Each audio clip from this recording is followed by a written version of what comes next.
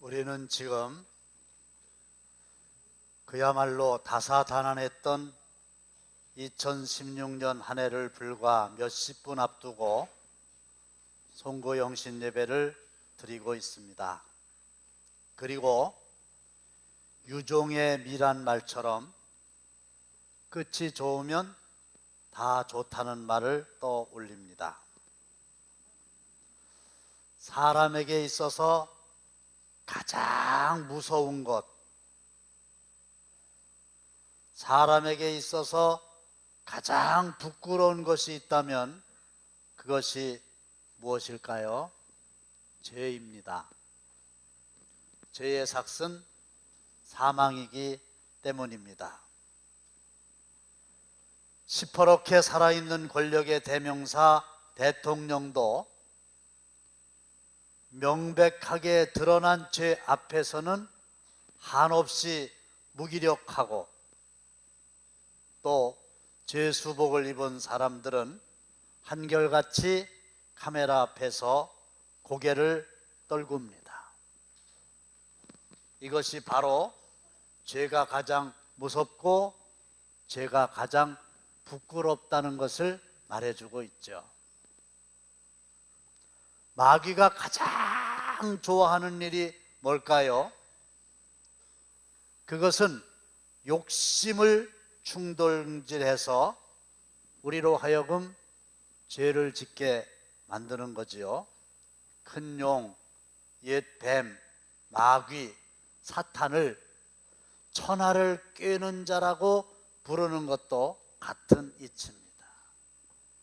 이 세상에 있는 모든 사람들을 미혹해서 끝내는 죄의 종노릇하게 하는 일이 마귀의 궁극적인 일이기 때문에 그런 겁니다. 따라서 하나님이 가장 미워하시는 게 뭘까요? 그것 또한 죄지요. 하나님이 독생자 예수님을 이 땅에 보내신 목적이 뭡니까?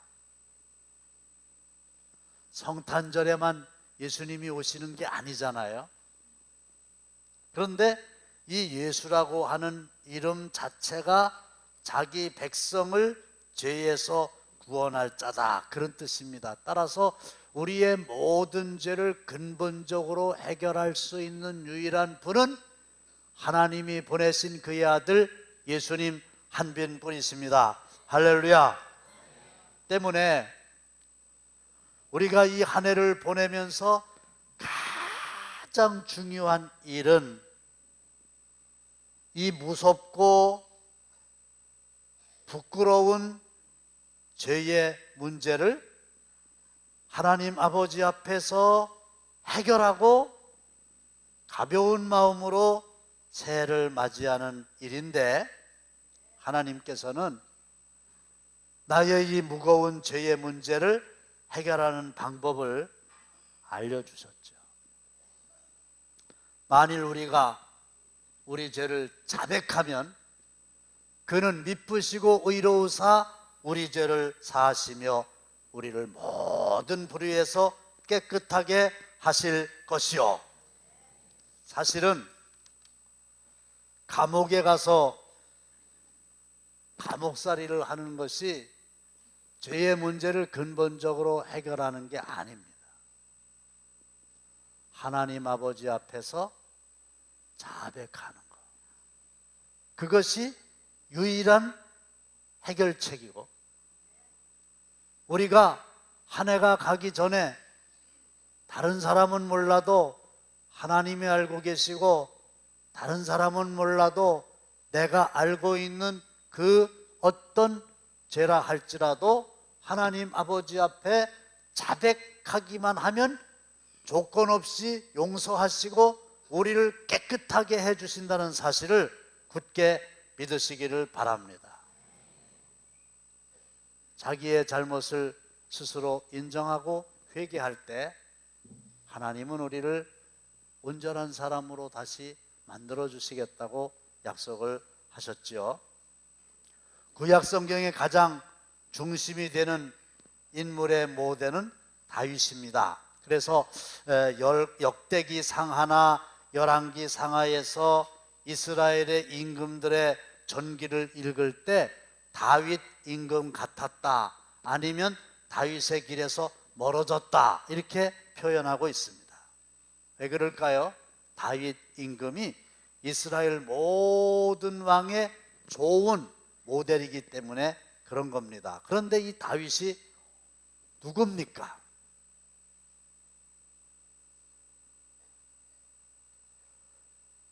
남의 아내를 빼앗아서 취한 간음자죠. 뿐만 아니라 자기가 취한 밧세바의 남편 되는 우리야, 가장 충직한 부하였는데 최전선으로 보내서 목숨을 의도적으로 잃게 한 살인자입니다. 거짓말한 거는 말할 것도 없고, 이웃을 탐한 것은 말할 것도 없고, 그야말로 살인을 하고 그야말로 간음을 한 사람인데, 어떻게 그런 다윗이 이스라엘 역사에서 가장 존경받고 위대하게 여김을 받는 임금이 되었을까요? 전투를 잘하는 용맹 때문에 위대한 임금이 된 걸까요? 아닙니다. 나라의 제도를 잘 정비하고 법을 세운 지혜가 있어서 존경받는 임금이 된 것일까요? 아닙니다. 그는 악기를 잘 다루고 시를 잘 쓰는 시인이었기 때문에 많은 사람들로부터 존경받는 왕이 되었나요? 아닙니다. 그의 위대함은 회개할 줄 아는 사람이었기 때문이라는 거지요. 아무도 모르게 그가 신하의 아내를 취하였을 때 나단이라고 하는 선지자가 다윗 앞에 와서 이야기를 하나 하죠. 어떤 마을에 소도 많고 양도 많은 부자 한 사람이 있었습니다. 그런데 어느 날 그 부자 집에 손님이 왔습니다. 부자가 손님에게 음식을 대접해야 하는데 자기 집에 있는 소나 양을 잡는 게 너무 아까웠습니다. 그는 가난한 집에서 기르고 있는 단 한 마리의 양을 빼앗았습니다. 그 양을 잡아서 손님을 대접했습니다. 임금님이 다스리는 나라에 이런 일이 있습니다. 이 이야기를 다 듣고 다윗이 벌떡 일어나서 불같이 화를 내며 말했습니다. 아니, 이를 죽일 놈이 있나? 그 놈이 누구냐? 당장에 요절을 내리라. 그때 나단은 정색을 하고 다윗을 향하여 그 놈이 내 놈이다 하고 임금의 죄를 책망하죠. 다윗이 누굽니까? 삼권을 한 손에 쥐고 있는 절대 군주입니다. 자기가 다스리는 나라에서 신하의 부인이든 여염집 여자이든 마음만 먹으면 뺏지 못할 게 뭐가 있겠어요? 누가 감히 그에게 항의할 수 있겠어요? 친위대를 불러서 나단 선지자와 같은 들사람은 쥐도 새도 모르게 처치하고 입을 딱 다물게 할 수도 있어요. 그런데 다윗은 선지자 앞에 무릎을 꿇었습니다. 그리고 내가 하나님 앞에 죄를 졌습니다. 내가 죄인입니다. 이렇게 회개합니다. 신하들이 보는 것도 아랑곳하지 않고 체면도 다 내팽개치고 얼마나 철저하게 회개했는지 시편 6편을 보시면 내가 눈물로 침상을 띄우며 요를 적신다고 고백합니다. 다윗이 된 것은 회개할 줄 아는 임금이었기 때문입니다. 다윗을 하나님께서 크게 쓰셨던 것은 회개할 줄 아는 용기의 사람이었기 때문입니다. 사랑하는 성도 여러분, 스스로 부끄럽게 생각하는 실수나 허물이나 남들에게 말할 수 없는 은밀한 죄를 지금 성령님께서 우리의 마음을 두드리며 생각나게 하고 계십니까?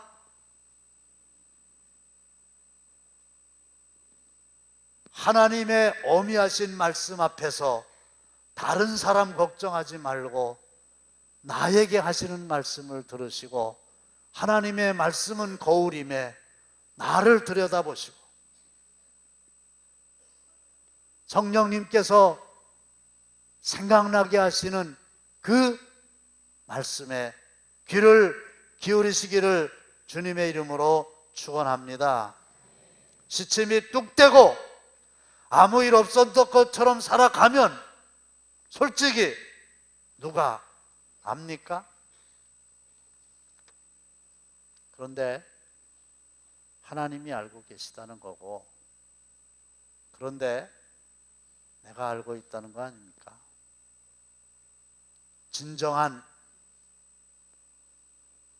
믿음의 사람은 자기의 잘못을 인정할 줄 아는 사람입니다. 회개하는 사람에게 하나님은 용서의 은혜를 주실 뿐만 아니라 그를 깨끗하게 하셔서 다가오는 새해에 더 크게 쓰임받을 수 있도록 기회를 주실 줄로 믿습니다. 죄의 문제를 해결하지 못하면 하나님과 나 사이를 죄가 가로막기 때문에 우리가 하나님 앞에 드리는 기도를 하나님이 들으실 수 없다고 말합니다. 하나님 앞에 나오셨잖아요. 그리고 새해를 앞에 두고 있잖아요. 이 시간에 방금 말씀드린 대로 성령께서 생각나게 하시는 죄를 깨달으시고 예년처럼 여러분들이 받으신 이 송구 영신 예배 맨 뒷장에 보면 죄의 목록을 체크하는 곳이 있습니다. 거짓이 있고요, 도둑질이 있고요. 이거는 누구에게 보여주려고 체크하는 게 아니죠. 하나님 앞에 회개해서 제사함 받고자 함이에요. 음행이 있어요. 더러운 것이 있어요. 호색이 있어요. 원수 맺는 게 있습니다. 그리고 분쟁과 시기와 분냄과 당짓는 것과 분열함과 투기와 술취함과 방탕함이 하나님께서 우리에게 가르쳐 주신 죄의 목록입니다. 그리고 그 밖에 또 다른 고백들을 적으실 수가 있겠습니다. 반주를 좀 도와주시고요. 우리 이 시간에는 형식적인 시간이 아니라 정말로 이 무거운 그러나 은밀했던 죄를 하나님 앞에 나와서 깨끗하게 인정하고 자백하고 또 통성으로 회개하며 기도하면 하나님은 약속하신 대로 저와 여러분들의 모든 죄를 깨끗하게 용서해 주시는 줄로 믿으시기를 바랍니다.